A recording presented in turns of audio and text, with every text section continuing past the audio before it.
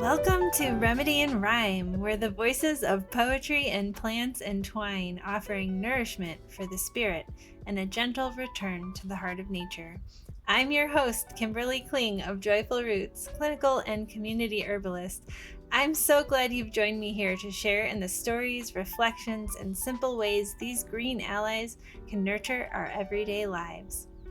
This podcast is for educational and inspirational purposes only. I'm not a medical doctor or a licensed health professional, and nothing shared here is intended to diagnose, treat, or cure any disease. The information provided has not been evaluated by the FDA. Herbs are powerful allies, but not without personality. If you experience an allergic reaction or discomfort from any herb mentioned, please stop using it. Also, if you're taking medications, check with your doctor about potential herb-drug interactions. Most importantly, you and you alone are the steward of your own body. What you choose to consume, apply, or integrate is entirely up to you. This is about health empowerment, listen with curiosity, and always honor your own body's wisdom. These episodes are dropped the first Wednesday of every month, and to go along with this podcast, I have a Patreon community where you can join me to explore these plants deeper. Find that at patreon.com/joyfulroots. Hello. I am so thrilled to be here again for another month of Remedy and Rhyme, another month of learning about a new plant. And April, one of my favorite months. I love spring. And today I have a very special plant friend to bring your way. You may or may not know about this plant friend, depending on where you live and what you've had experience with. But today we are going to talk about Creosote Bush, which is a Southwest desert native that is native to the Sonoran and Chihuahuan deserts where I live, and this plant is also called Larrea tridentata and La Gobernadora. And I will be excited to get more into the wisdom and the gifts of Creosote Bush, but first let's start with a poem. This is a poem written by me, and I feel like it's sort of pertinent to what's going on in the world right now. So that's part of why I picked it, and part of why I picked Creosote Bush to talk about for this month. Also, she's blooming right now, and it's very beautiful. So this poem is called Only Stronger. At this moment, I'm a boulder. If you push me, I'll push back harder. Your pressure fills me up with steam that bursts from cracks you've formed in me. For eons you have chipped away the sacred heart that guides the way. Like pick to ice, hammer to stone, you make your mark through beating known. I've taken injury to corpse and mind, but my soul remains untouched with time. My willow body bends with ease, and my ironwood heart is the fortress I need. Your hate will try to keep us small, fill us with fear so we may fall. But our souls are here with missions blessed. We incarnate now to withstand the test. Rock-formed pillars aligned with stars, ancient trees are protected by ours. Try you may to bring them down. They live on in us, our spirits are crowned. An army is here, it's a love brigade. The energy is shifting and will pave the way. The dirty deeds of little minds won't stand a chance when truth it finds. Try you may to block the source, but hearts of gold remain on course. We are solid now, alchemized through light, blazing beacons steadfast through night. Our internal strength is built as quartz, obsidian mirrors form reflective swords. In a desert dry we deal with strife, but yet the land holds so much life, reminding us that beauty dwells in desolate places as a sacred well. There's hope still in our transformation. Nurturing love could save a nation. If you've ever been to the Sonoran Desert, you may have experienced the privilege of the first inhale of rain-soaked desert air, that unmistakable resinous perfume rising up from the land. That scent is many things, but a large portion of it is Creosote Bush. And before you even see her, she has already reached inside you and done something. She's changed something in you, sparked something, like a past memory or maybe a new one made.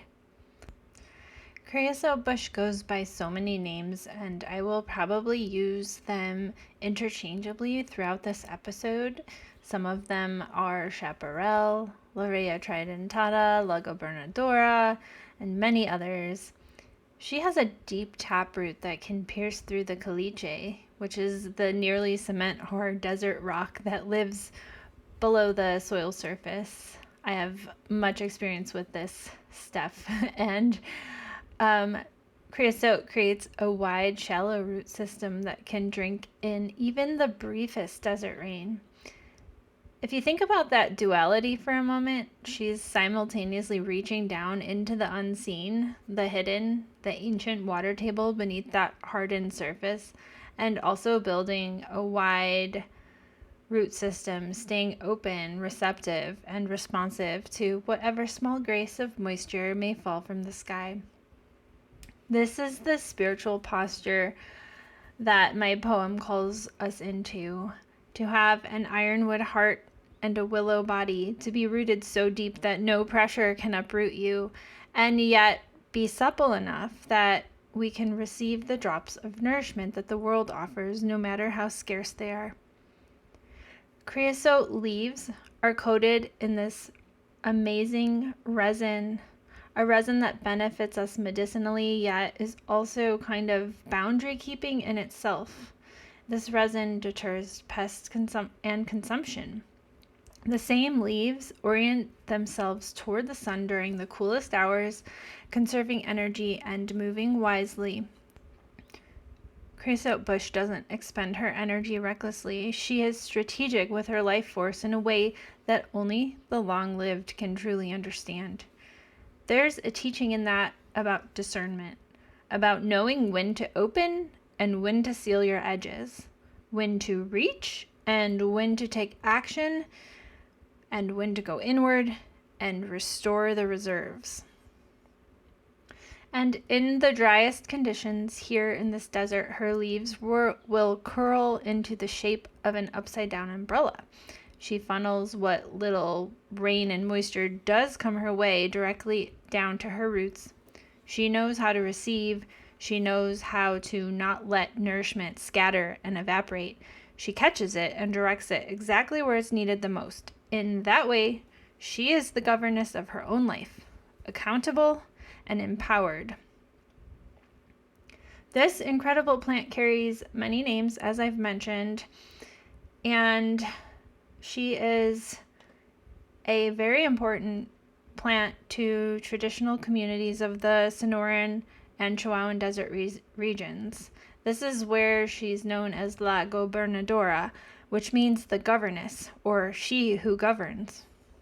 This name was given, now not out of some mere poetic fancy, but because of something she actually does. Creosote is so masterful at securing the water that she actually inhibits the germination of other plants in her immediate vicinity, ensuring that what falls from the sky comes to her. And at first glance, this sounds like dominance, like a queen drawing a hard boundary around her territory. And in the harshest desert conditions, that kind of sovereign self-preservation is not selfishness, it is survival wisdom. And she knows what she needs, and she protects it. But here's where I think this name kind of deepens, because a governess, in the truest sense, is not a tyrant. She is a keeper. And creosote, even as she governs the water around her, also serves as what botanists call a nurse plant. This is a plant that offers a sheltering presence beneath whose canopy other desert life finds shade, protection from wind, and a foothold in otherwise impossible terrain. And although she seems to be selective about what life she offers this gift of nurturing to, she does create conditions under which other life can exist around her. And then in that sense, she becomes a custodian of the precious, the young, and the vulnerable.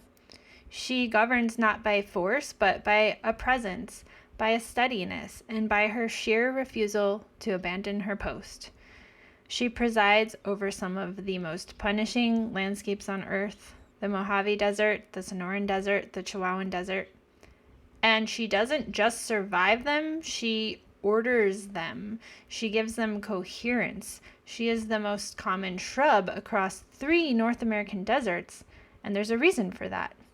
Mainly because she shows up consistently and across the millennia. She doesn't fight the desert. She becomes the answer to it. So, perhaps the people who named her La Gobernadora understood something layered and true. That real governance, the kind worth honoring, holds its ground and makes room for others to live and even thrive within that circle of protection. She rules not to diminish, but to sustain life, to honor life, to build more resilience. And in a landscape as unforgiving as a desert, that is no small thing.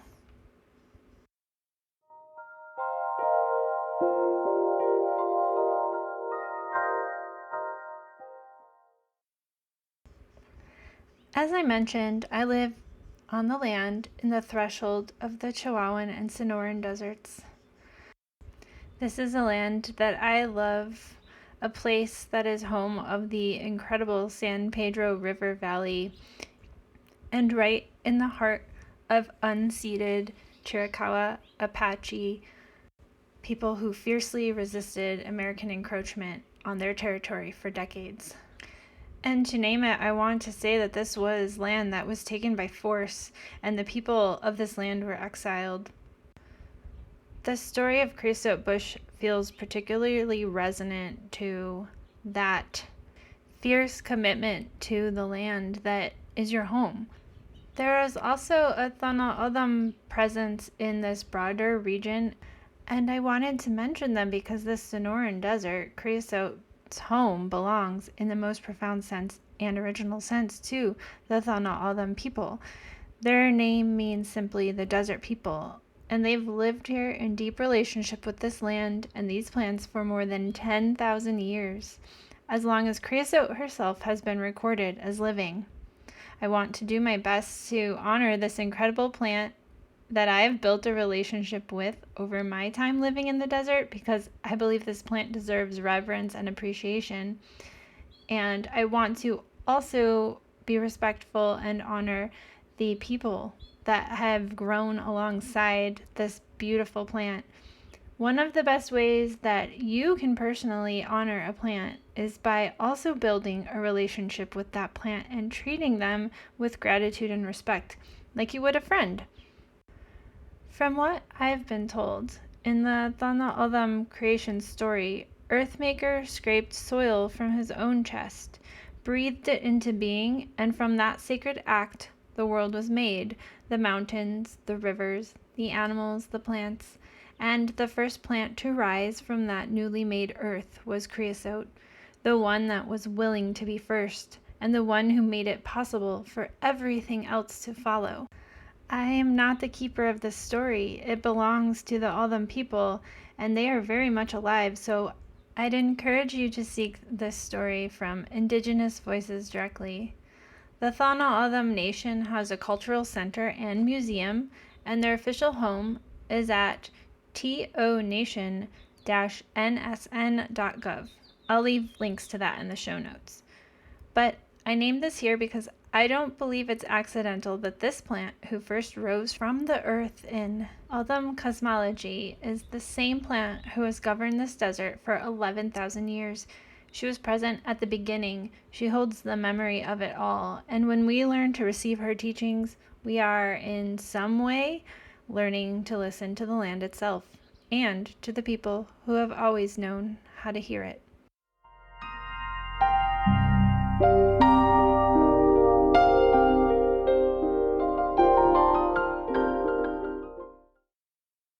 Alright, so let's dive into creosote's gifts for the body. And I want to be honest with you before we dive in. Creosote bush is a strong herb and should be approached with care and consideration.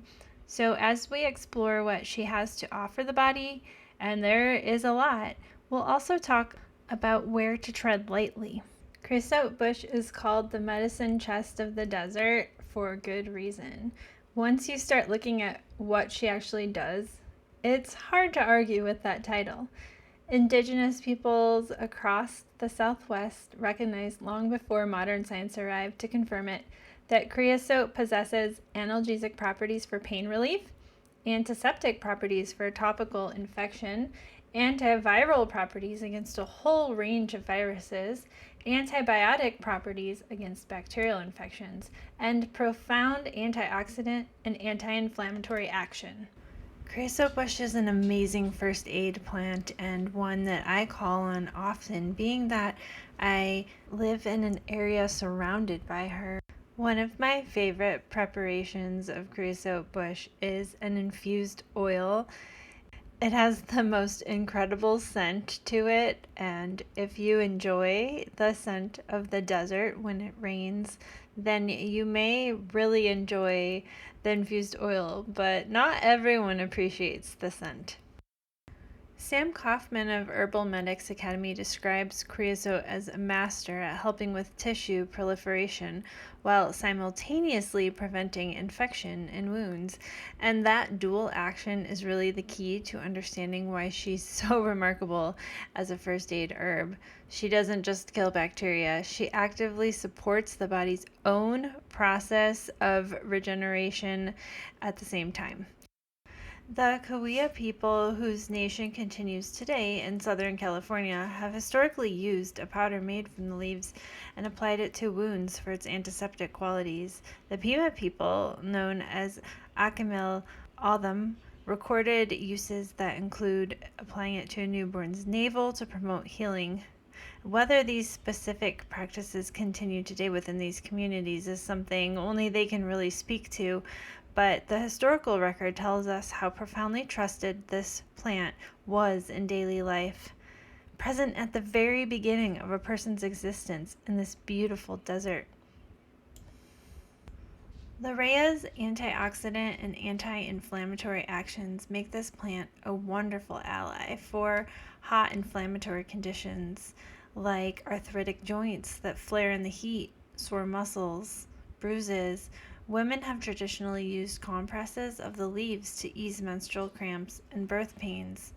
I've even heard of using a spit poultice in the field. Just chew a few fresh leaves and apply it directly to the area that is inflamed. Just a little note of caution here: if it's your first time using creosote bush, it's best to do a patch test because some people may be sensitive to the resin, and before you apply it to a large area, you may want to know how your skin will react. Like I mentioned before, the sticky resin of creosote's leaves infuses beautifully into oil. I like to infuse it into olive oil, but you can really use most carrier oils, something that works best for you and that you have access to. You can take a clean jar and fill it loosely with dried leaves and then cover it completely with a good quality oil and let it sit for at least 2 weeks.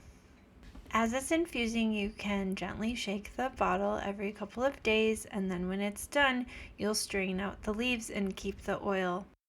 Because of the high antioxidant activity, it's really amazing how long this oil will actually last on the shelf. This oil is so useful for burns, bites, fungal infections, inflamed or infected skin, and it's also a really lovely base for a wound salve if you want to take it a step further and blend it with beeswax. Creosote bush also has a deep affinity for the lungs and the sinuses. Creosote's decongestant and expectorant properties make her genuinely helpful during colds, respiratory infections, and even asthma. The steam that rises off the leaves saturated in boiling water has an amazing decongestant action that I myself return to season after season. A sinus steam is such a beautiful way to work with this plant, and there's something very right about filling a bowl with hot water and creosote leaves, covering your head with a towel, and just breathing her in. You're receiving the same volatile oils and aromatic compounds that fill the desert air after rain, and they're going directly into your sinuses and your lungs. To make a sinus steam, bring 4 to 6 cups of water to a boil and get yourself a nice heat-proof bowl. Add your creosote leaves to the bowl. Put it on a countertop or a table somewhere where you can easily lean over without burning yourself.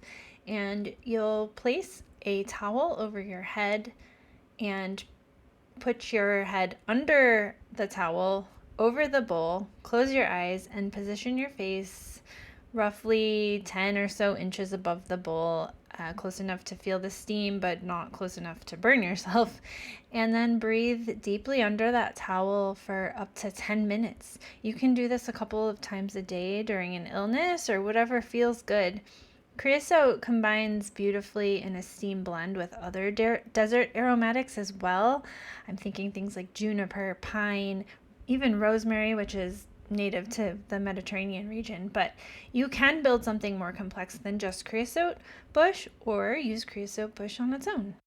Internally, creosote bush really does require some extra care and ideally the guidance of an experienced herbalist or a traditional healer that has worked with this plant a great deal.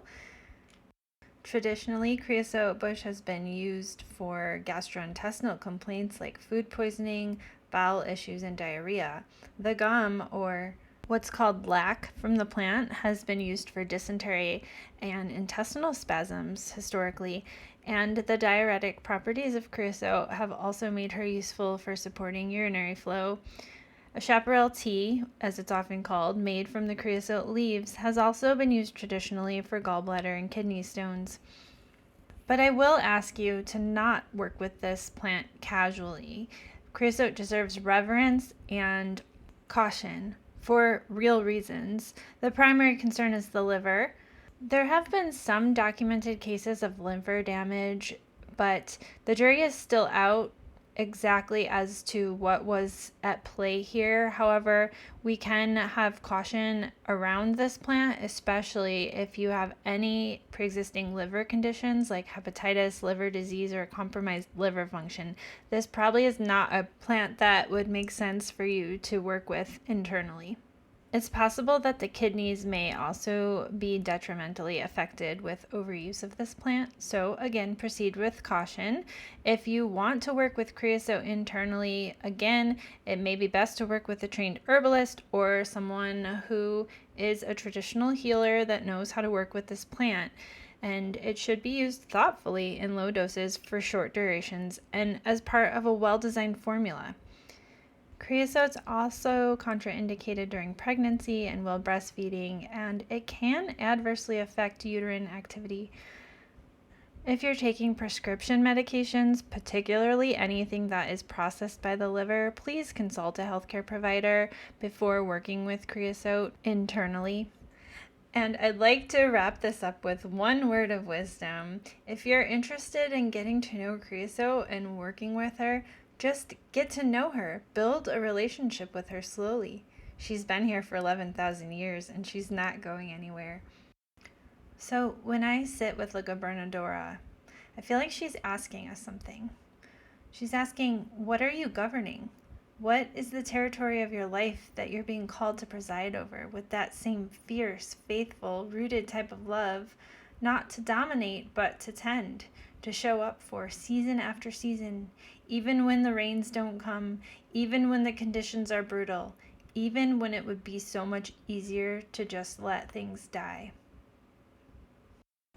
And here are a few more journal questions. She has both a deep tap root reaching into ancient hidden water and shallow roots that are ready to receive the briefest rain.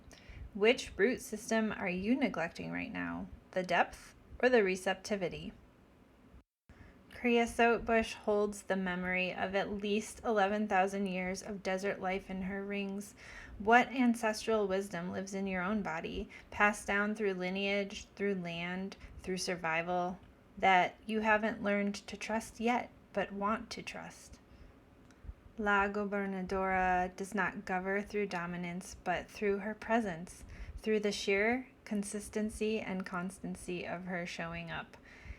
Is there anything in your life that's asking simply for you to be faithful and consistent in your presence rather than forcing something or pushing something to happen?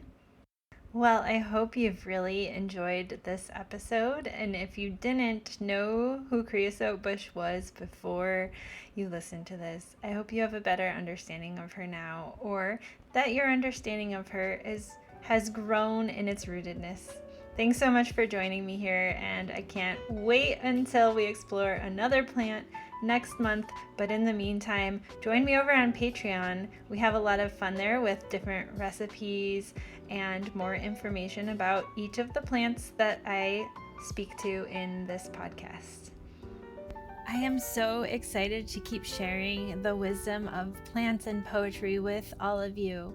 If you enjoy this journey and would like to help support this podcast, whether energetically, financially, or just by sharing it with a friend, I would be so grateful. Your support helps to keep this space alive, allows me to continue exploring new herbs, crafting new episodes, and sharing inspiration with you. One of the easiest ways to support this podcast is to rate and review it in your favorite podcast app. You can also join our Remedy and Rhyme Patreon page, which is available at patreon.com/joyfulroots. You'll find all sorts of goodies there, including plant stories, recipes, and more. There is a free membership, but if you are able to help support the podcast, there are some great perks with the paid memberships. And also, I have a shop on Patreon where you can easily purchase educational material like a class or zine and further your own herbal knowledge. Another way that you can support the podcast is by getting yourself some of the most amazing matcha on the planet. It's Posana matcha. It's certified organic, third-party tested to ensure that it's free of heavy metals, pure, safe, and absolutely delicious. This is the matcha that I always turn to because I know it's the highest quality and I just love it so much. So I'm excited that I can offer everybody that listens to this podcast 15% off if you use the coupon code JoyfulRoots. You can find the link in the show notes or head to posana.net, that's posana.net,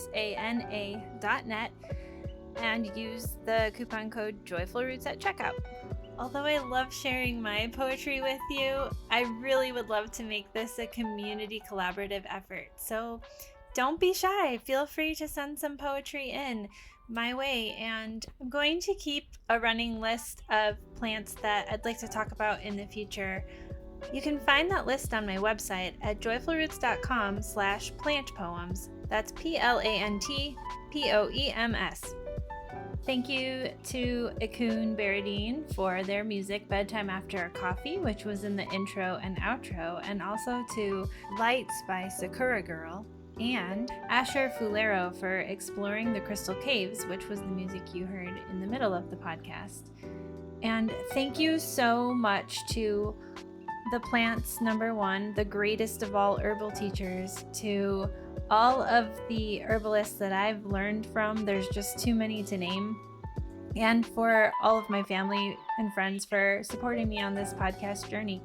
And to all of my amazing patrons and customers and clients, this really wouldn't be possible without you. So thank you again.